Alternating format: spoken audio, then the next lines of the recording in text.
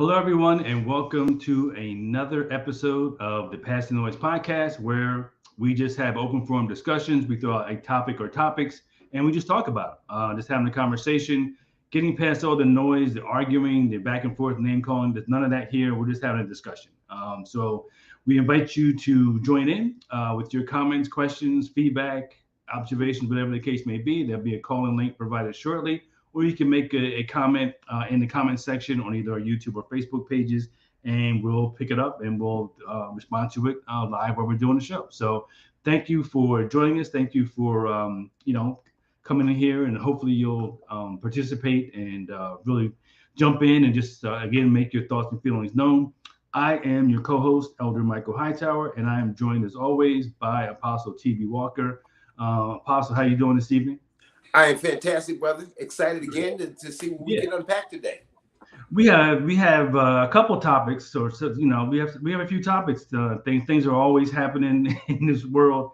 There are things to talk about and things to sort of examine and break down, getting past the surface, the obvious stuff, and just sort of really having a conversation about what is happening and what it means and sort of how we can sort of digest it and sort of understand it, just sort of move past. But before we get to that, a couple of weeks ago, you mentioned you were going to be in a stage play. So I wanted to get an update and see how that was going and what's going on. It is awesome. It is awesome. It's a play. It's going to be here in Wilmington, Delaware, at the Wilmington Music School, and it's going to be January 7th at 7 o'clock.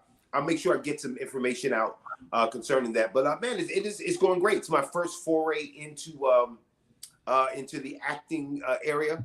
And so, I'm excited about it. New things. I just really believe that God is doing new things and, they're opening up a different door. So I'm just excited about being a part of it. Excited about the writer. I think it's Omar Rashada is the writer and the author of not only the play, and he's written many other plays, but this one I think is really, really a good one. And it's a story of redemption. It's got a lot of things in it, and it's about six strangers. So who get together and kind of go through their lives and their challenges and find support in those challenges. So I think it's going to be good. It's definitely going to be good. And I want to certainly invite all of our viewers to, if they are, want to go out and see something great, I think that's going to be something great. Not because I'm in it, but I'm hoping that, maybe I'll have a moment where I'll bring a tear to somebody's eyes. Maybe somebody say, Denzel, where have you been? Who knows? No, it sounds interesting. This is something you haven't done before, right? This is like your very first entry into stage acting. Absolutely, never done. I've been preaching for a couple decades, but that's it's totally different. Yeah, it's totally different. I did a little comedy before I began ministry, and as you can see, that didn't work out. that didn't happen. So, nah. Matter of fact, my last time in comedy, I got booed off the stage. So, I guess my last time on stage was not quite a pleasant one. Hopefully, January 7th will be my redemption tour. I'm starting the TV Walker redemption tour, starting January 7th. I'm coming back bigger and better than ever. So, listen, I think it's going to be great, though. No, good. I'm looking forward to the scene. I mean, when I was younger, my mother took us to a lot of stage plays, and I always enjoyed them. And there's something about being in a theater with live actors and live action. Yes, it's really awesome. So I'm looking forward to it. I won't boo, so you agree with me. So. I mean, that's some really great. I mean, there's some really top-notch actors. Being in that field and walking in and talking to people, and then seeing them move into characters so fast. And be able to elicit emotions that even from the pulpit, I've not had to, never had to draw in that way. Certainly want to get people to see, the word of God come alive. But this is different because there are emotions that I don't really even have to exhibit, I think, in the pulpit that are brought about here. So it's not greater or less. It's just totally different. Yeah, different. Okay. Man, cool.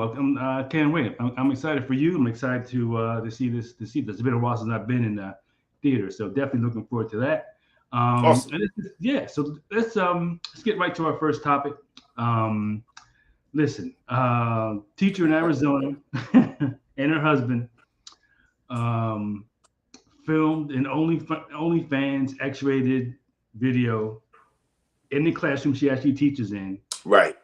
and posted it on her OnlyFans site. Somehow the kids in her class, these are 8th graders, got wind of it, got hold of the videos, and started circulating them around within the class, which is a whole other crazy thing we can talk about. Administration found out, fired them, which is fine. I mean, and obviously the low-hanging fruit is, what are these dummies thinking, or you can't do that. I mean, it's obviously Right. Obviously you can't do that, but I think there's more here than just a couple of dunces, making a series of mind-numbingly dumb. Because it was she and her husband, right? She and her husband, who's a 4th grade teacher. Right. In school. So yeah. So the whole, it's crazy. But people don't do things just for, even if it's something like this for no reason, right? They have a reason. So I want to listen to her reasoning, and then we can talk about sort of how that fits into, how we should really view things like this. So okay, then we have a conversation. I created content at the beginning of the summer in order to earn extra money on the side to help pay for our basic necessities that our salaries were no longer meeting. I chose an anonymous name, as well as blocking the entire state of Arizona on my OnlyFans so that it wasn't accessible to anyone living in the state. The video that was created and advertised was made after contract hours on the weekend. No minors were ever present or involved in the videos. I am already paying the consequence by losing my teaching certificate, as well as losing the job that I loved most. Looking back at the situation, I wholly regret creating the video in the classroom after school hours. But I felt trapped in my financial situation, and I felt this was the only way that my family would be able to survive.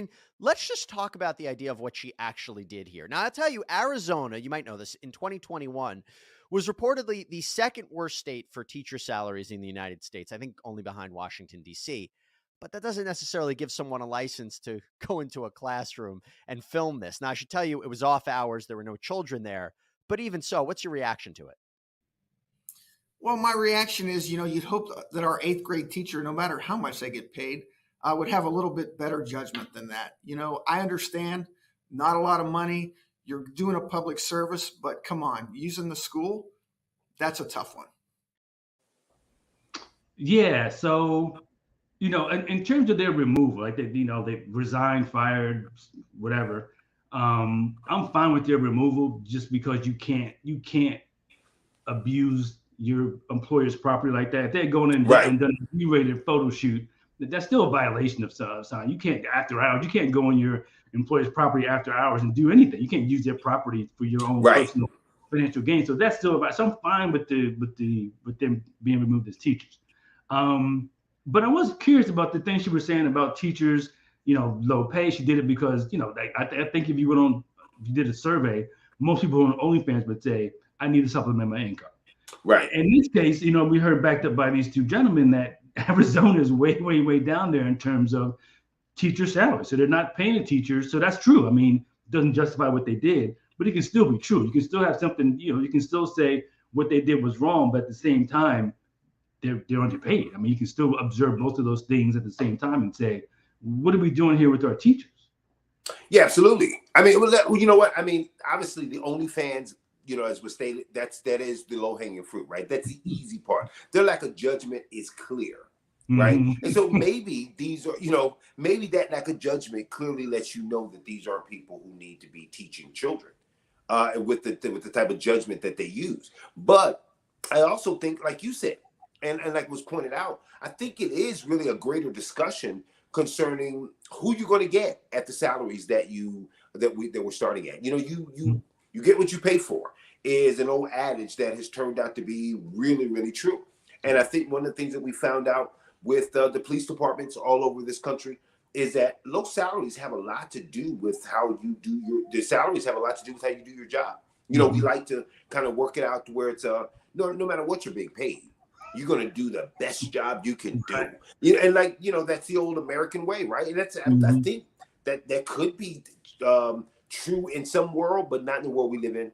Not in the world we live in. Now you get what you pay for. So in some ways, there's certain. I think that we're really looking at this because what she did was she got caught, But there's been a rash of teachers who have been doing lots of things, in classrooms.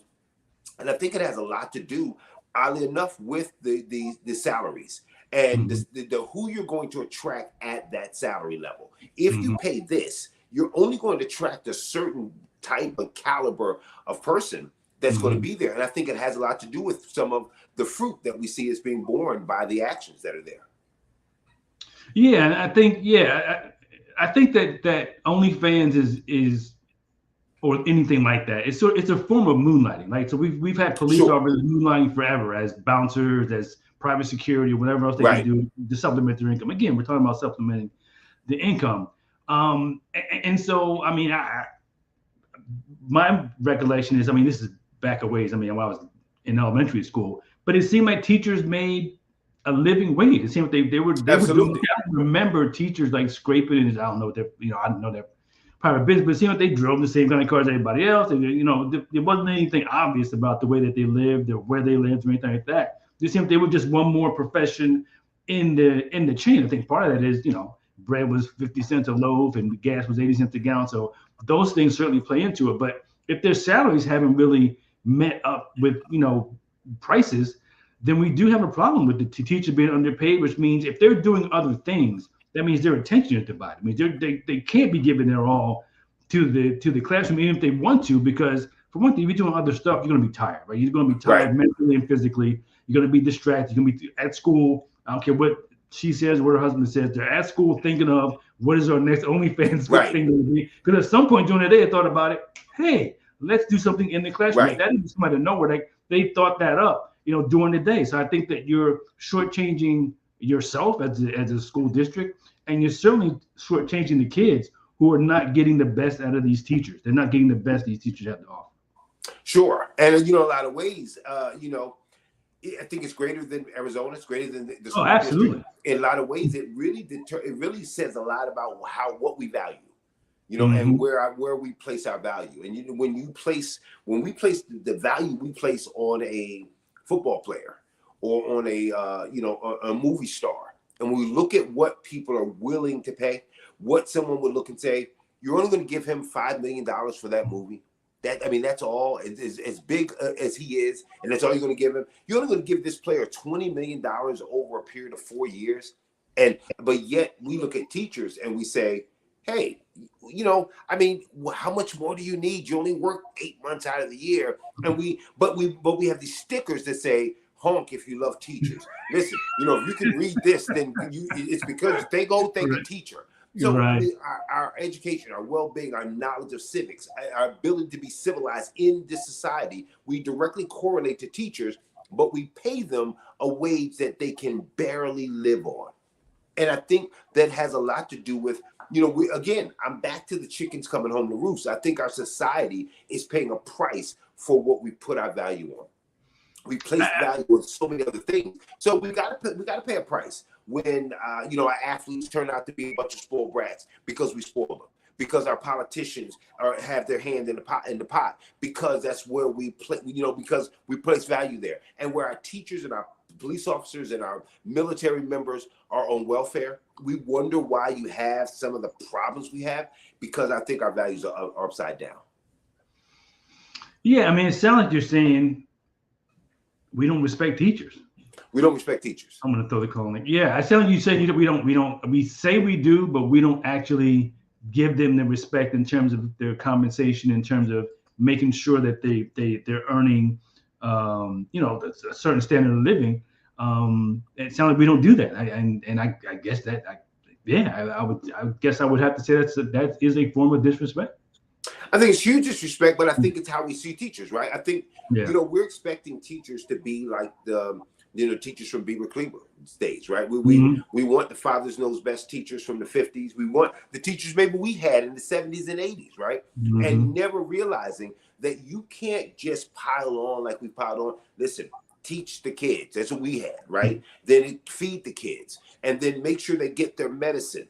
And, don't forget now, some of your budget's got to go to making sure that you have crayons in the class, because the school district doesn't pay for those anymore. So when you got teachers that have to go to Target Not for themselves, but have to go to Target after school because they have to go get scissors for 30 kids. That's crazy. And so once we piled onto these teachers and made them little small psychiatrists and referees, and and we have less parental connection, how in the world can we possibly throw all this on teachers who really don't have the time to teach and expect that we're also going to pay them a wage? That is just ridiculous.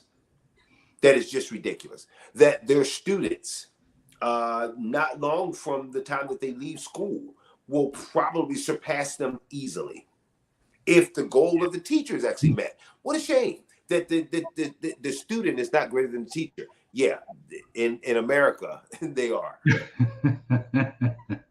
Yeah. I mean,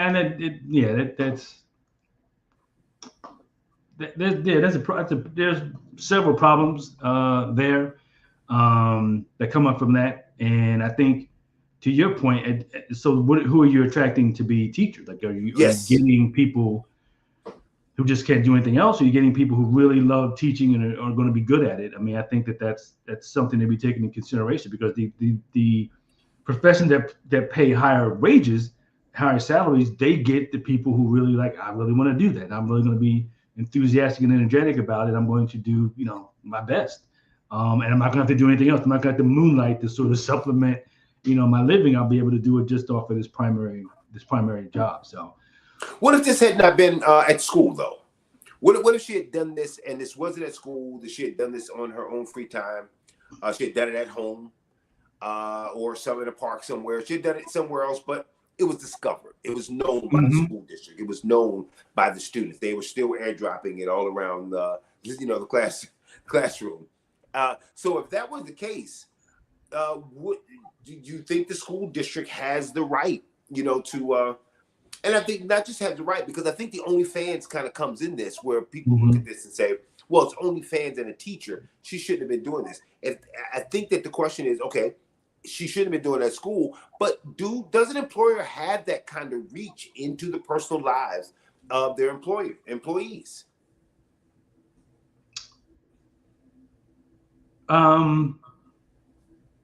In certain, I think the short answer is yes, right? If you're an employee in an at-will state, they can basically terminate you for any reason. They don't need to have. And Arizona's an at-will state, right?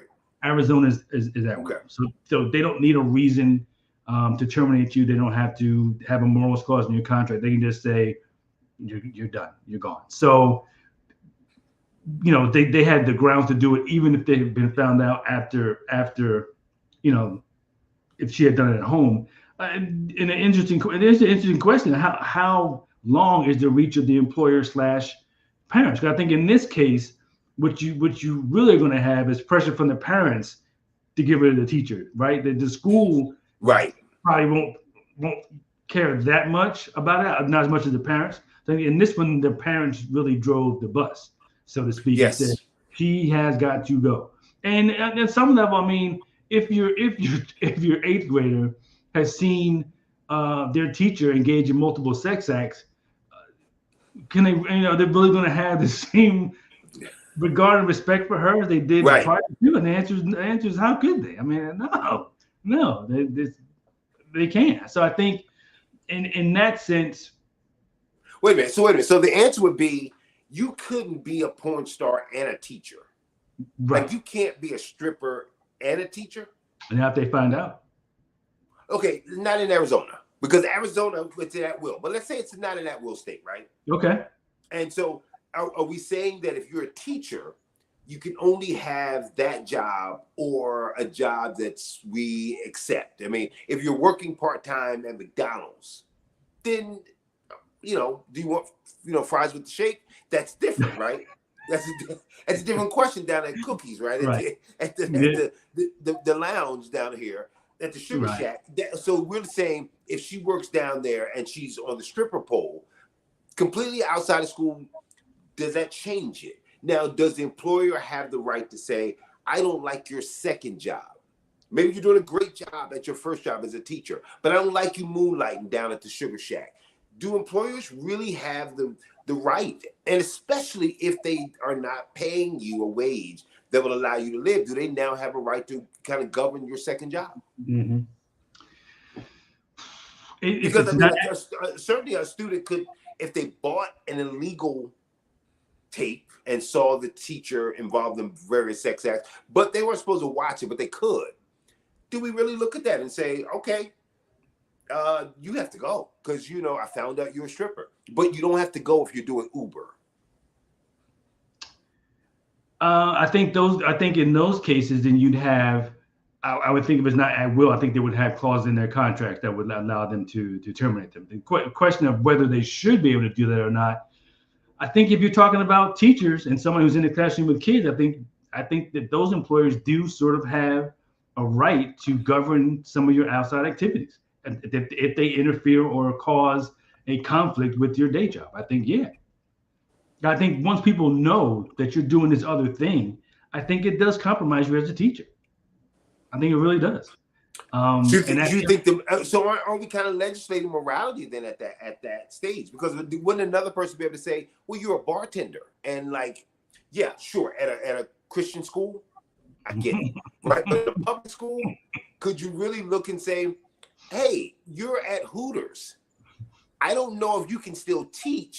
Since you gave the entrees at Hooters with the tight top on, does that change anything? If we found out you're a lifeguard, right? Mm-hmm. Aren't there people going to look and say you're on the volleyball team wearing those, and they've seen you? At what point? And I'm not making the case for it, but I'm wondering at what point does it's an employee, it's a job, right? What's the point where at 4 o'clock I'm off, right? Doesn't it? And it's supposed to end. Look, where is it where teachers are so special, where they have to, their moral code goes past the time they clock out, and that moral code is determined by who? The society that has the strip club there. She just can't go. And if there's a picture of the 3rd grade teacher who's at the strip club, right? Does he get fired because he went to the strip club on Friday night at 1 o'clock? And somebody sees him making it rain. Now, he's a 3rd grade teacher and the girls' volleyball coach. Do we now can him and say, I can't believe we saw you down in Magic City? That's a good question. I'm going to think about that for a second. We have some comments here. We have some comments. Let me see. First comment is, Billy Murray says, comment. If the teacher was a drug dealer on the side, do we give them a pass? Wrong is still wrong, regardless of your teeny tiny salary. Drug dealing is illegal. I think the very difference is that I think the moral equivalency or trying to equivocate it with drug dealing is I think that's part of the problem. I mean, that's our morality, right? I think a stripper is equal to a drug dealer. I think a porn star is like a drug dealer, except drug dealing is illegal and being a porn star is totally legal. Being a stripper is totally legal. So can you really put those two things together? I mean, if, as you're looking at them, though, they might be, one's legal, one's illegal, but you can still look at it and say they're both wrong, and I'm going to treat them both the same way. If you're the employer, I mean, there's nothing stopping you as the employer from saying, I consider those things the same thing. Well, isn't that the question, though, that you would have in a place where it's not an at-will state? Because in that state, would an employer be able to, again, it kind of brings us back to, if they're wrong, then that means that the 3rd grade teacher can't go to a strip club. Well, if it's not at will, then you're probably looking at a lawsuit, right? It's probably going to be litigated. If you were to fire someone in a not at will state for doing something that's not prohibited in their contract, you're probably going to have to fight them in court. And that's not illegal. I mean, I think at the end of the day, I think that's my only issue is adding and saying, okay, wrong based upon what standard, right? Are we looking at, are we legislating morality here for teachers that we don't legislate for anyone else? We don't look at the firemen. We don't look and say, you can't fight a fire and go to a strip club, right? You can't fight a fire and also star in a porn movie. We don't say that about, we've got naked police officers on calendars, right? We've got firemen, with just the fire hose and then a hat on. But that's on calendars, and women are giving it out every year. The sexiest firemen, right? So now we don't look at the fire company and say, wait a minute, that's the chief. How's he going to govern those guys just with a fire hose and a Speedo on? We never look at men like that. Why now do we look at this? The face of this is the woman. It's not even the 4th grade teacher who came down to the 8th grade class. So the face of this, aren't we really back to that very same thing of legislating morality with areas that are totally legal? Just that, like, they shouldn't have seen it, but like, can you govern the fact that, like, if I put it on OnlyFans and it says that you got to be above 18, are we forgetting that they weren't supposed to watch that? And the fact that they saw it, do we now bring these people into an area of litigation? I don't think we forget it. I think that, I think if you put something on OnlyFans is not personal or private. The whole point of OnlyFans is to allow people you don't know to pay to watch you do whatever. That's the whole point. Right. So you can't have it. There's no expectation of privacy if you put something on a subscription site. Anyone can subscribe. So yeah. So it's not that. But yeah, I mean, but don't you have to be 18 to get on OnlyFans? You're supposed to be 18. You're supposed to be 18, but like everything else, they're supposed to be 18 to get alcohol, supposed to be 18 or 21 to do a bunch of stuff. But we all know that people underage people get adult stuff all the time. So again, yeah, I mean, there is an element of where, dealing with the kids. That's for the parents, I guess. But yeah, there was another element of, right, the kids getting a hold to her OnlyFans account and going and then distributing the video around the class as 8th graders. So there's something. The whole thing is crazy, but there's something about that sort of like needs to be addressed as well. But I mean, in terms of the actions of the teachers, legal or illegal, I mean, yeah, I mean, because my only question is the word wrong, right? My only question is looking at and again, I'm not a proponent of pornography, but I'm just wondering, as we look at this, aren't we adding a moral ground here of wrong, right? Versus what for a job, you need something that is actually a standard of wrong, right? That's an agreed standard.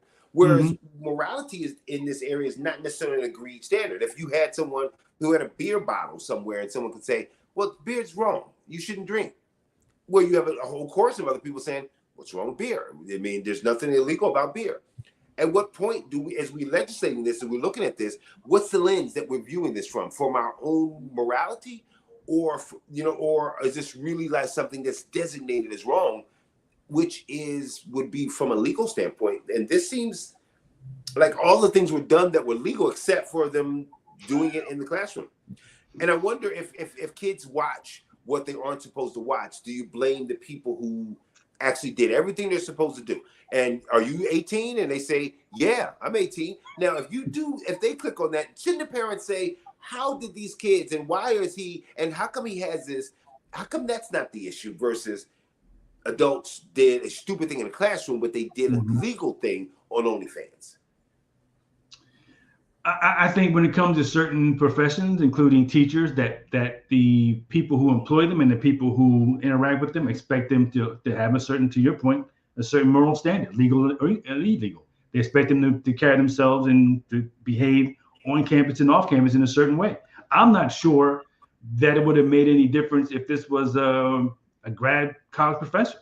I'm not sure that it would have been any different. I think, right? Because you still have the same things, right? You still have the same elements. Not necessarily. If you had a college professor, you're probably dealing with chances are you're dealing with most of the people are going to be legally adults, right?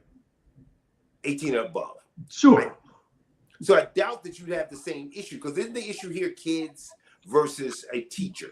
Well, the issue here is kids because she was teaching kids. At the college level, the issue would be you embarrassed the school. So the argument was shift based on the arena that you are in, if they want to get rid of you, right? Sure.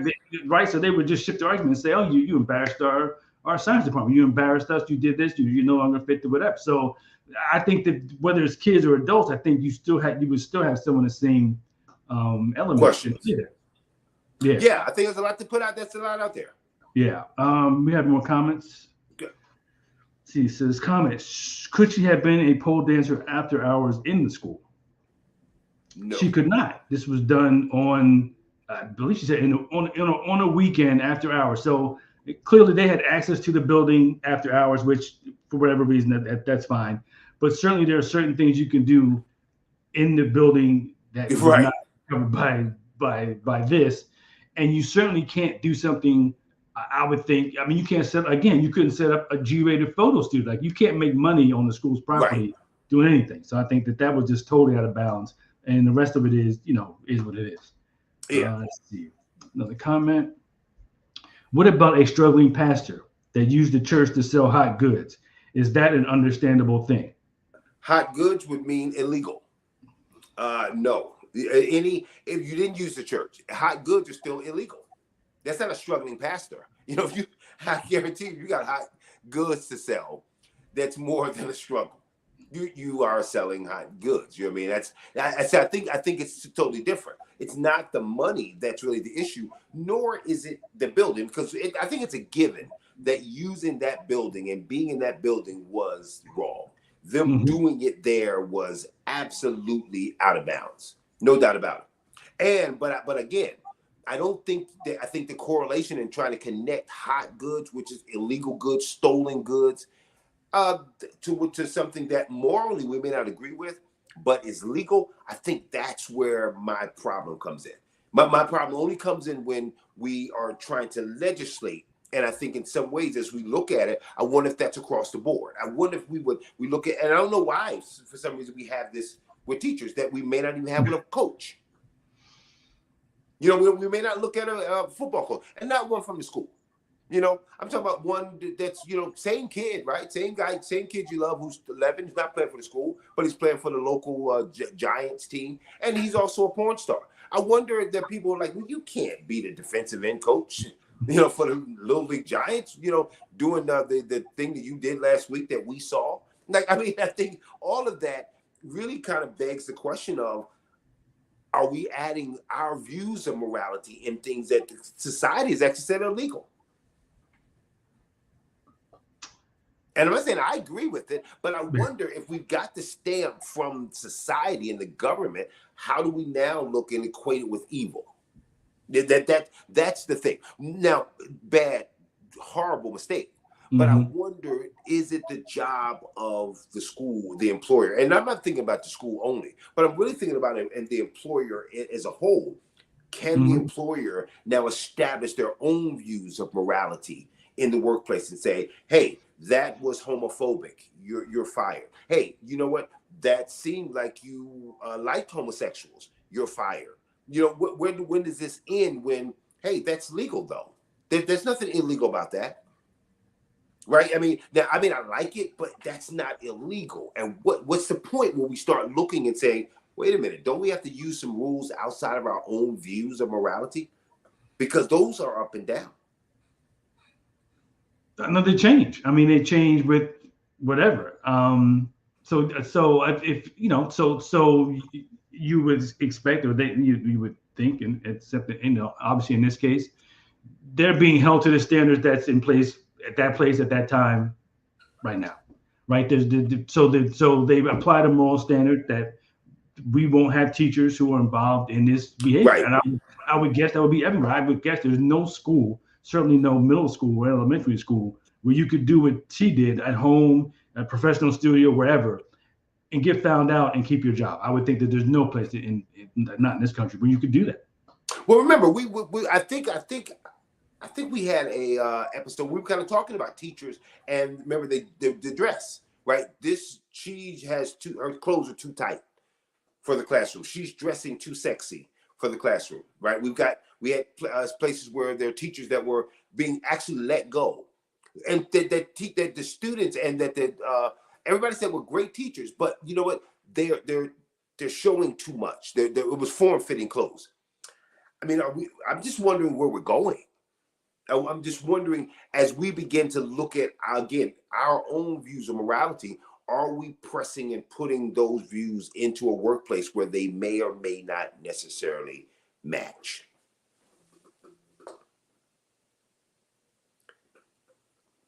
Elder, are you?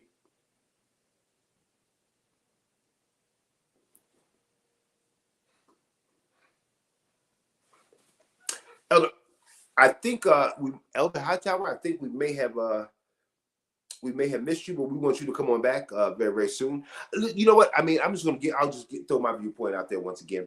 I am totally not one that's saying that somehow listen, it's the, I believe that what they did was correct. No way.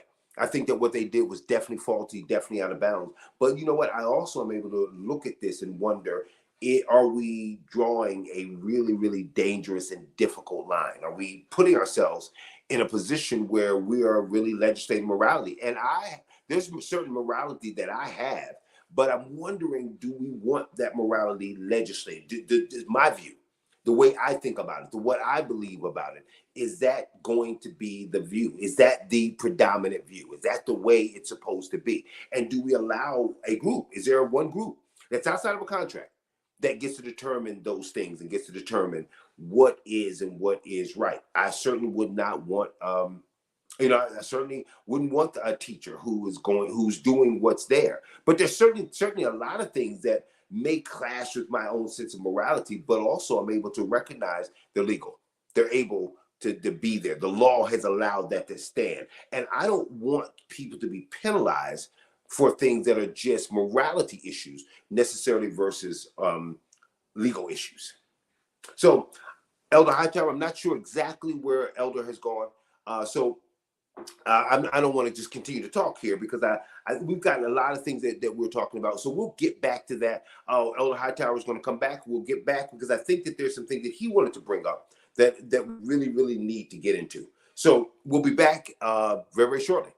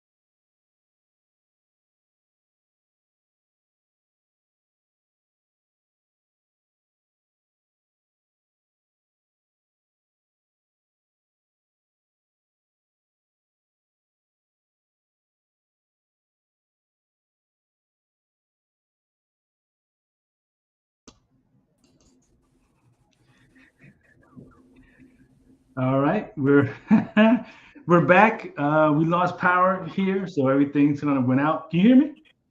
There he is. Yeah. So we lost power here, so everything restarted. So that's what happened. So yeah, welcome back. So we were talking about the morality of it, and we had a comment I wanted to get to. This one, let's see. So it says, why are we giving her a pass, talking about the teacher, for violating school policy and standards of integrity?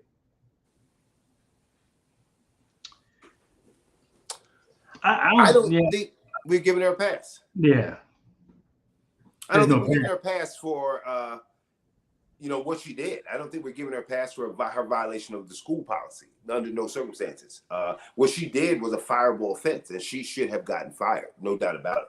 I think there's just an overarching question that we're really talking about, not just with her case, because I think her case is pretty easy, right? On the surface, her case is pretty easy in terms of her being fired. She should be canned. If she's got an unemployment slip in her hand, it's the exact slip that she needs to have in her hand right now. But I think there's a greater question in terms of, all right, now across the board and other things like this. I think that's a greater question. I think there's another question in terms of, okay, what does it say though about teacher salaries? We know that if you steal, then yeah, you shouldn't have stolen. But now if we go back and find out that you are living in abject poverty and that there's systems that are working against that, and it's almost forcing you to steal to eat. If we would look at back in the days of slavery, and you looked at a slave and you said, well, he got whipped for stealing something and he shouldn't have stolen. Yeah, but if you're only going to get scraps and they're throwing you scraps on the ground, and everybody's got to fight for it, is it any wonder that there's going to be some stealing? And I think that as we look at this moonlighting in this way with OnlyFans, it might be a little distasteful with OnlyFans, but when you think about the idea that if it's not OnlyFans, but it's other things, and the issue is not whether you have to be a stripper or porn star to make a living. It is the fact that this institution doesn't value teachers enough to give them a salary where this would not even be a part of the conversation. I think that's my take on it. Okay, so your feeling is if they were making a living wage, and you wouldn't have these kinds of issues with the OnlyFans and other so stuff. Many of the things that we've heard have been that. Yeah. If it wasn't for the fact that so many of the things we've heard here have been, this is incendiary because it's OnlyFans, right? But it's not incendiary if it's I'm working full time as a teacher, but I'm doing Uber. I'm working a second job over here at Amazon. The question really, OnlyFans becomes easy, right? If you're on Pornhub, that's easy, right? But the question really is, well, I mean, what she said has some merit, though.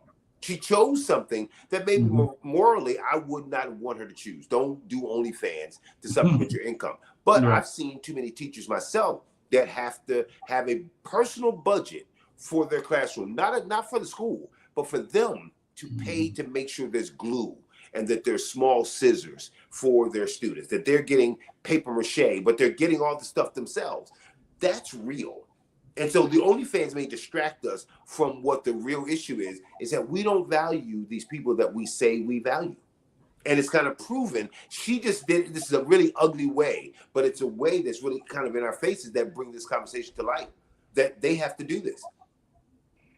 We found out that a lot of cops are bouncers or cops work in a certain industry. We should be shocked that these people who we say we value so much have to do 2 and 3 different jobs in order to just make ends meet, not to buy boats, not to buy mansions, just to pay the rent. No, there's something to that. There's something to that. See, we have one last comment. It says most of us don't have enough money. Yeah, that's facts. But is it okay to subsidize our income without regard to rules of standards of the workplace? No. But the question is still about the standards of the workplace. In the end of the day, to be able to say you can't do any things that break my rules. True. But now we do have to examine your rules because some of the rules might be intrusive. Some of the things may be outdated.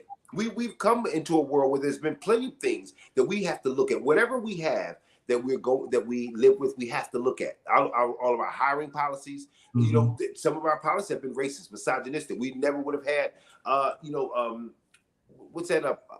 I forgot what's that? The affirmative action. We would have never had some of those programs if people weren't willing to look at our hiring practices, right? Look at the discriminatory hiring practices that were had in America. We might need to look here and look at our clauses and be able to see, wait a minute, we hadn't had this before. We hadn't really dealt with social media before in the workplace. And the question of being able to look at you and determine what you do after the workplace That's really, I think, one of the greater issues.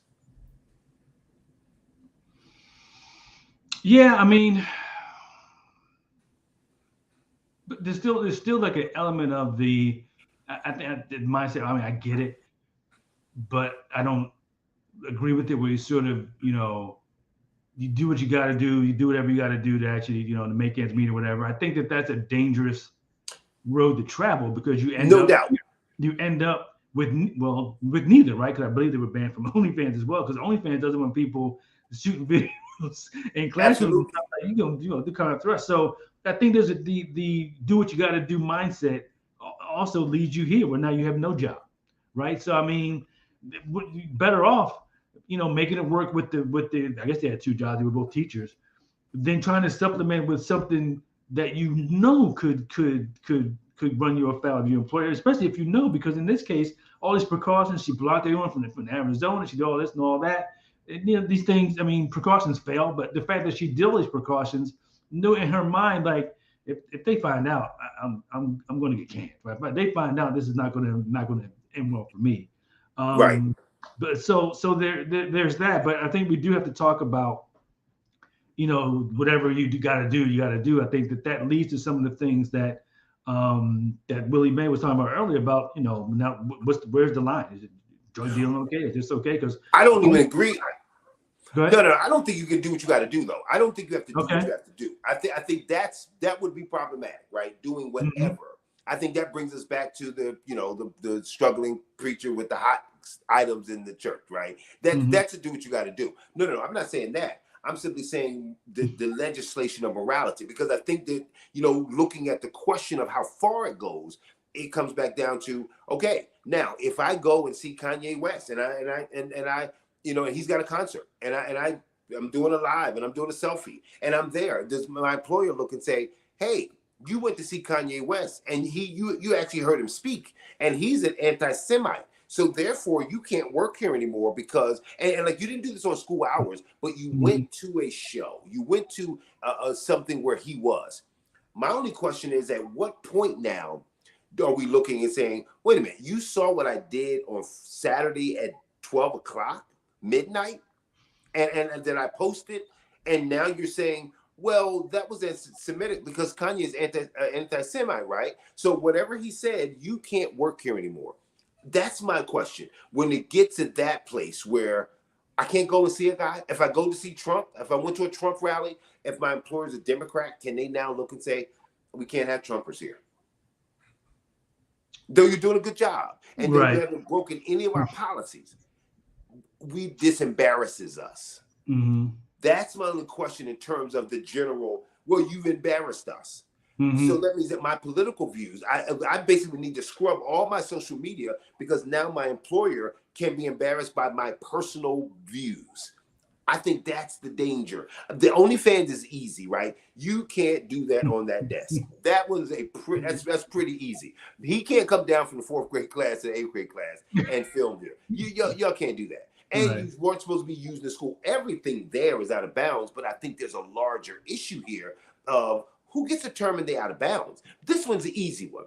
But another one who says, well, Adidas has already canceled them. You're not going to wear a Kyrie jersey, are you?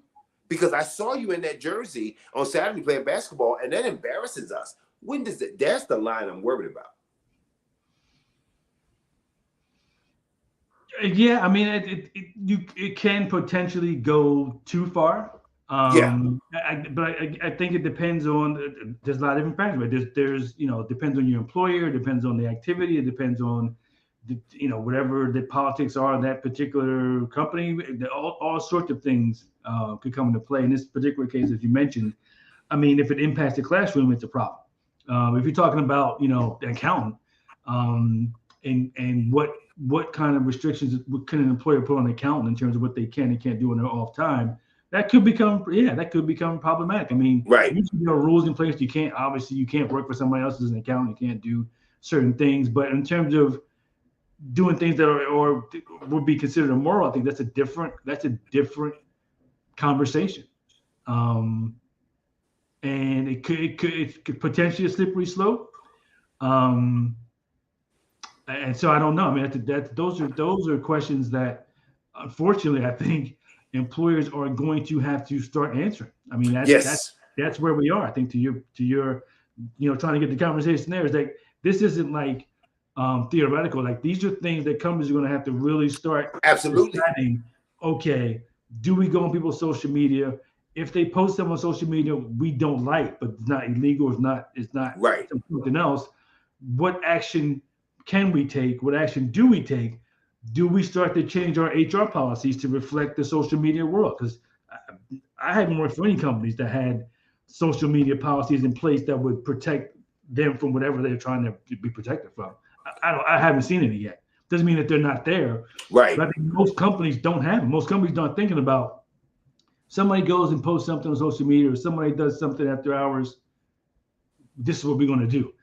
But I do think that you're going to start seeing those things pop up in HR manuals and in when you're being interviewed and stuff. They're going to ask let's have all your social media stuff so we can take a Right. peek. I mean, if that's not here already, that's coming. That's coming. Sure. Sure. And I think as we look at it, I mean, I think that's where we are in terms of the question of the reach of corporations into Mhm. our lives. They pay you for 8 hours. Do they get to now govern 24?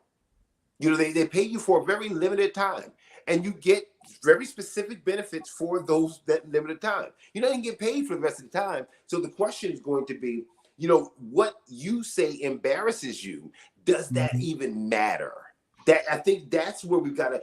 I don't like I don't like people who are for Trump. Seriously, Mhm. so is that really? I mean, is that the shirt that I wore outside of the workplace? Is that really going to have a bearing on my job? And I think that's the danger. That's the danger there with the kids. Again, I get that. Right. It depends, right? Because there were people who were at the January 6th Right. event that got fired, right? The employer said we don't want people who do that kind of thing, even if they were just there. I mean, but most people were. I mean, most people who went to the Capitol weren't just there. But if you were there and you were filmed, you were like, we're done. We're good. Like even, that was after hours clearly, and in most cases you were in a completely different state. But your actions reflect badly on us. We've decided your actions reflect badly on us, and we're going to say goodbye. I remember when I think a woman was riding her bike and Trump's um, uh, limousine came by. He was still president, and she gave him the finger, and someone had taken a video of it, and she got fired. So I think it depends on the employer. In some cases, I mean, Well, she didn't do anything illegal, but they were like, that affects badly on us. So you're going. yeah, I mean, I think that's going to be the discussion in the next couple of years, because even some of those people that were fired are litigating that now. That from January 6th. Absolutely. Absolutely. Yeah, absolutely. Absolutely. We have another comment. Chavez says, who is to say that the employer is morally sound, especially enough to be the judge of others' morality after hours? Nobody. I mean, the employer is, I guess the employer said that, right? The employer decides whether or not they're in a moral place to make these Right. decisions. They get to make that call because they're the employer. So I guess you could argue that that's too much power. Usually companies will have some kind of go between, some kind of HR department or something, so the employer just won't go completely haywire. But I think in most of these cases, we're talking about one person. I think you're not gonna get a lot of pushback. I think to your earlier comment, I think you're gonna have to go to litigation. I think you are, because I don't think even the HR department is going to really go to bat for somebody when the employer says this is against some nebulous thing that we don't like, and just get rid of them. It's easier to get rid of them and say let them sue than to sort of battle that out internally. I don't think they're going to do that. I think you're going to see more litigation to the point where the employers are going to have to, because you're going to see some people that are going to win. Listen, if the middle finger for a limousine of a president goes past and that you get fired, what happens when you clap for a president that's unpopular? And then you can also get fired, right? I mean, so we're back in that same place where it may seem small, but I think this is major in terms of this huge reach of the arms of corporate America into the lives of what are employees. Then I think that's got to be remembered. They're there to do a job, and if they do that job, I think some of this overarching idea that, well, we've got to also govern your morality and your social life to make sure it matches with us. With the few benefits that employers are giving today, it seems weird that they would want all of that power, giving so little. They have to be squeezed for a few more dollars an hour, yet they want to be able to look at social media. That seems strange that would even be something that we would think they would have a right to do. That's my issue, that they somehow have a right to do that. Now, they have a right to govern themselves and to guard themselves. I get that. Sure. I get that. Yeah. Yeah. I mean, they do. I mean, again, whoever's making the rules can change the rules, right? They can make them and they can say, yeah, you know what, we're going to add this new thing to fit this new new thing that we like or don't like. So the employer will always have the upper hand outside of litigation of being forced by some agency to do something. I mean, there's a reason why we have OSHA and other workplace safety people. They just come out of nowhere. I mean, there's a reason why we have these things, because sometimes employers don't always look out for their folks. It's like let's make sure we get those widgets done, and then if you lose a hand or something, next up. But we don't, if you're breathing all this stuff, hey, you know what? We're sure it's okay. You're gonna be fine with paying you. These are the guys that we're gonna trust with legislating on morality. We have another comment. Chavez says, I wonder what standard of morality the school is using, if there should be a separation between the church and state. Not saying that the teacher shouldn't have been fired. I think in this case, I think it was easy because they used school property. But if you take it off of school property and just say she had done it at home and had been found out, then I think you're making the employer's making a moral judgment. Which in that case, when you're talking about middle school kids, I agree with. I mean, I actually have no issue with removing them, regardless of where they did it, if it's found out. Because I think I mentioned this earlier. I think you really have compromised yourself as a teacher in the classroom if that is found out. Now that's an unfortunate truth, but I think it's the truth. I'm not sure. See, I get it. I get where you're coming from. I'm not so sure I agree with that, because I think a teacher's a teacher. I don't think the teacher's more than a teacher, right? Teachers are extremely important, but a teacher's a teacher.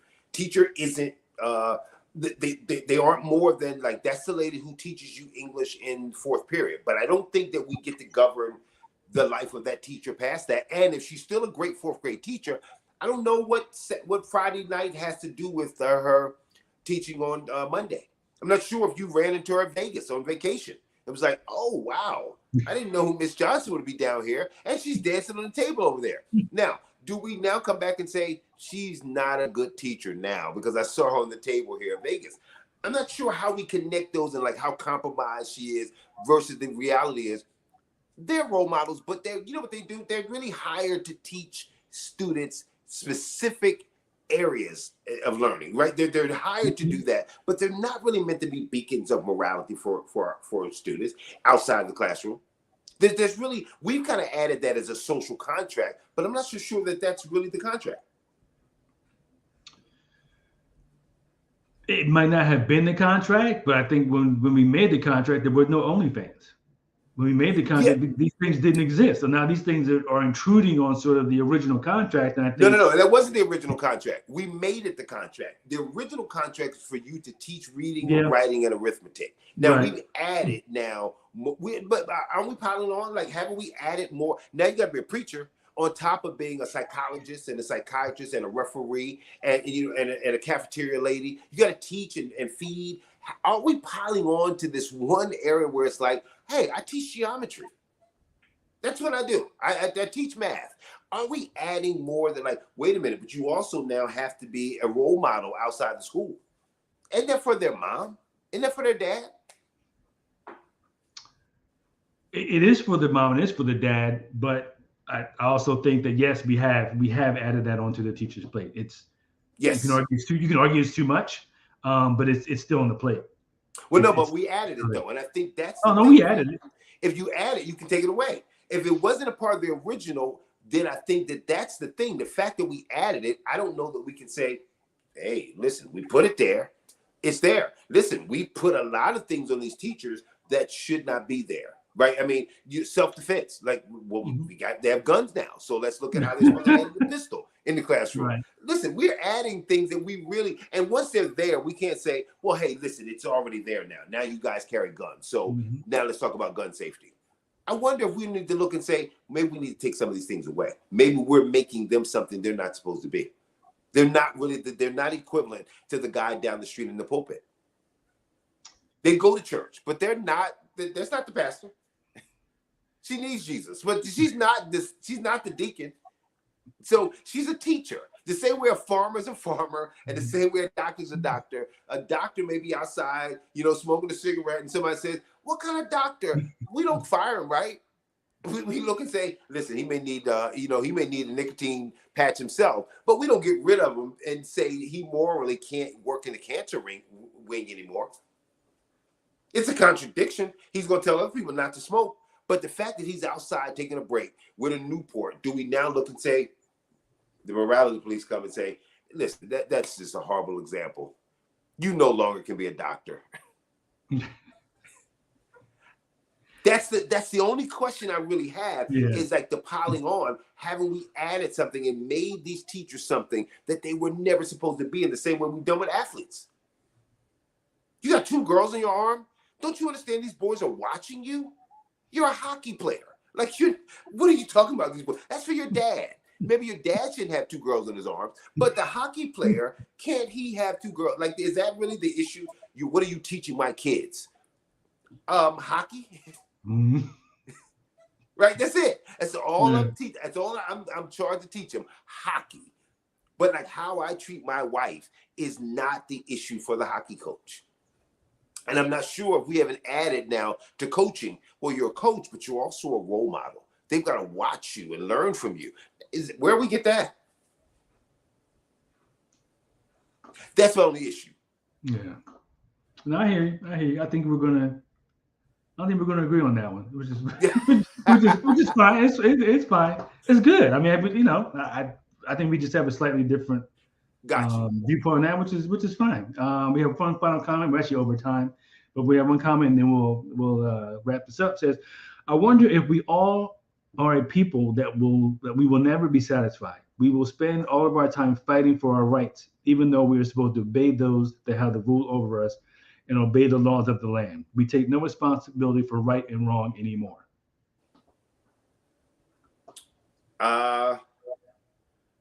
Again, I think that the question of being satisfied is not going to be an issue, because you can only be satisfied until there's true justice, right? So we'll never be satisfied because man can't bring about true justice. I mean, that's the reason why we have amendments, right? It's the reason why we are where we are today is because we weren't satisfied, right? The reason why the workplace is better. But are we satisfied today? Should we stop now that women are still being paid less?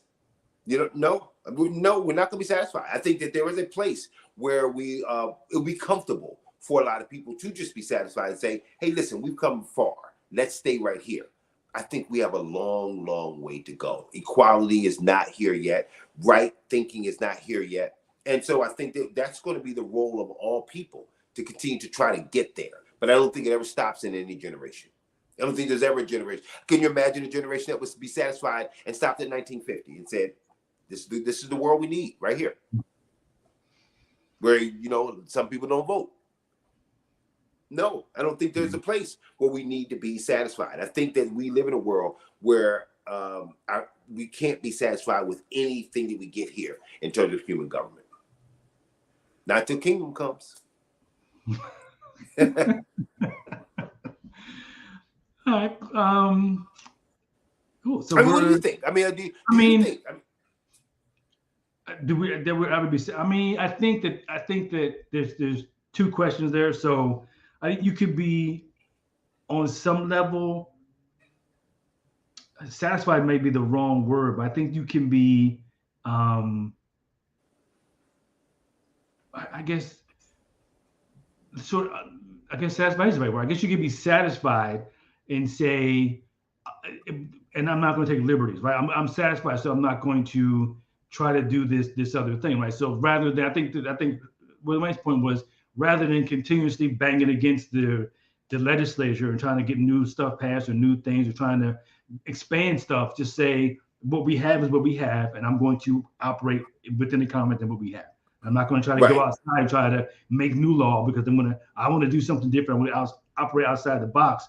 Sometimes there's nothing wrong with being in the box. Sometimes the box is a good place to be. Sometimes the box is there not just for the employer's protection or someone else, but it's for you. Like if you stay in the box, this is where we operate, and you're good there. If you go outside the box, that's where things happen that you may not want to happen. So I think there is a level of saying, yes, this is not perfect, but this is what we have, and we're going to operate in what we have, because we're never going to have anything that's perfect, anything even remotely perfect. And we're always going to have to come to a place where we say, yes, this is what we have. Yes, this is where we are. And I'm going to operate within the parameters of this rather than trying to always trying to expand the parameters, because that doesn't always work. Well, I'm not sure if that's the same thing, though. Expanding the parameters and being satisfied. I mean, you have to be satisfied, right? Being satisfied means that we are where we need to be. Now, I mean, if you can be satisfied and not be where you need to be, that's a different mentality, right? I mean, knowing that, like, okay, here's what we have right now. At least we can do this. But like, is that really the goal? Is that the goal? It doesn't mean we don't live with it, right? We live with segregation, but like, should we be satisfied? That's better than where we were. Is that where we need to be? Like, just to be satisfied in that position. You can go to this place, but we know that you should be able to go here. Where is the satisfaction in not being where you need to be? Where's the satisfaction in knowing it's not equal yet? But where do you get satisfied in knowing that it's not where I'm supposed to be, but it's where I am? Where's the satisfaction in that? I think the satisfaction is in knowing that it's never going to be everything you want.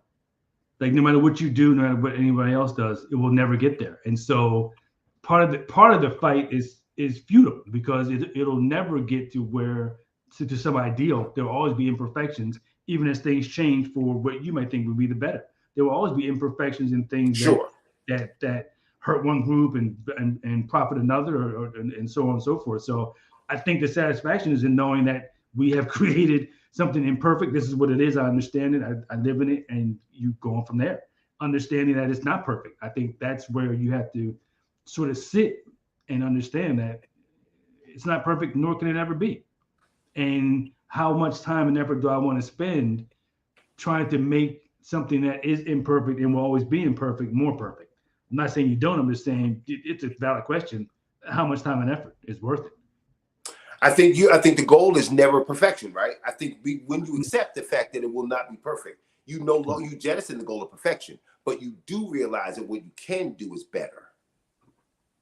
And I think that becomes the goal. The goal becomes better.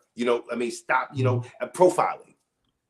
If we just accept it, look what we get from that, right? So that was the law of the land, stop and frisk. So do we just accept it, or do we look and say, okay, the police department will never get back, never be perfect, but don't we have an obligation in the limited time we have to live to make our lives better? Not perfect, but at least better than where we had it. Right? Every group wants to leave that to their generation before. Not a perfect world, but a better world than we had. When do we stop that? I'm not sure that we ever do. Yeah, I'm not sure either. I mean, that's an interesting question. I'm not sure we ever do. Yeah, I'm not sure we ever should. I mean, I think that because you brought up some different arenas. I think it may depend on some cases. It depends. You're talking about policing is different than talking about education or something else. I mean, well, think about it from a faith standpoint. At what point are we satisfied with our lives as believers? Are we constantly looking and saying, man, I got to, right? Is there a point we just sit back and say, it is what it is, man. I'm a sinner. I ain't gonna get no better. Or are we constantly striving every day for this perfection? How can this be on one level, but we look at and we know we'll never be perfect, yet we strive. That's part of our whole faith. What's the difference in our world? If we live in this kingdom world, what will be the difference in the idea that we actually know we're not this world? It'll never be perfect. Our relationships will never be perfect. But when do we get comfortable? Or isn't our life a life of striving in every single arena? To be better fathers, to be better husbands, to be better providers, to be better in every area. Isn't that the struggle of our lives? It is. And I don't think that satisfied and comfortable are necessarily the same. So I get your point. Like you should. I mean, to your point, for a believer, there should always be some discomfort that I'm not Yes. the way where I am. So you should be uncomfortable. But you can still say where I am. You can still be somewhat satisfied, right? With I'm doing better. I'm doing more. I'm doing whatever. But still understand that there's much more. So Right. you still have that struggle between being satisfied and comfortable. I think they can be different. And yeah, I mean there's there's a lot there. I mean, taking it from the perspective of the believer, again, but the believer also knows that this world is going in the Right. wrong direction, right? There's nothing we can't grab the world and just drag it back to, Right. some place. I think not that you give up, but you understand that fight is sort of already lost, and that we have a different responsibility while we're here. That has nothing to do with making the world a better place or Right. fixing governments or fixing systems. We're people, right? He's died to redeem people, not to redeem the Roman government or make Right. the Egyptians better at math. It's like this is why I came for the people. So if we put our focus on that, then I think you do have satisfaction in terms of what you're doing for and with people, not about the systems that we have that are always going to be somewhat messed up, somewhat imperfect. Not somewhat, but they're going to be imperfect because we make them, and we make them imperfect, and we continue to change them, but we still make them into something that's imperfect. Right. So Yeah. No, I understand where you're coming from. yeah. This was A good. lot. A lot. Yeah. It's a lot to think about. A lot to I'll be thinking about this for a while. I think. I mean, this was good because it was a lot of different ways to really come at it and think about it. Even though we only got the one topic, and just thinking about it from my own perspective in terms of, I was thinking about just now. I mean, when I had kids in school, we never had an incident like this. But if we had, what would my feeling be about that teacher for my kid? I mean, it's a good question. Would you Yeah. advocate for their removal, or would you say that's outside of school time and whatever Right. they're doing outside of there is cool? How would you think it would affect your kid? I mean, it's a lot. I mean, there's a lot to really get into there and really think about and talk to your kids and your spouse about. So yeah, but this is the world we live in. We live in a world where It turns things upside down, man. It Yeah. makes us think about things that we hadn't thought about before. And I think that's what's there. I mean, Yeah. it seems like we're just in an upheaval, but they're just, as technology is advanced and as we are thinking differently, it really kind of forces us to look at our lives dramatically differently. Yeah. A lot different. Yeah. A lot different. No, good point. Man, we're again well over time, but man, this was Yes, great. sir. We did have the power outage, but hey, we got back on. Thanks for everyone who joined and chimed in. Hope to see you back here next Wednesday. sir. Hopefully we'll get to at least one topic. Who knows how many more? We had some other things we were going to get to, but didn't because this one just was so deep, and you never know. We never Right. know what's gonna how it's gonna go. So there's always that. But again, thanks for joining, and hope to see you next week. And always possible, great conversation. And Always. Yep. Just say good night and God bless. See you next week. Take care.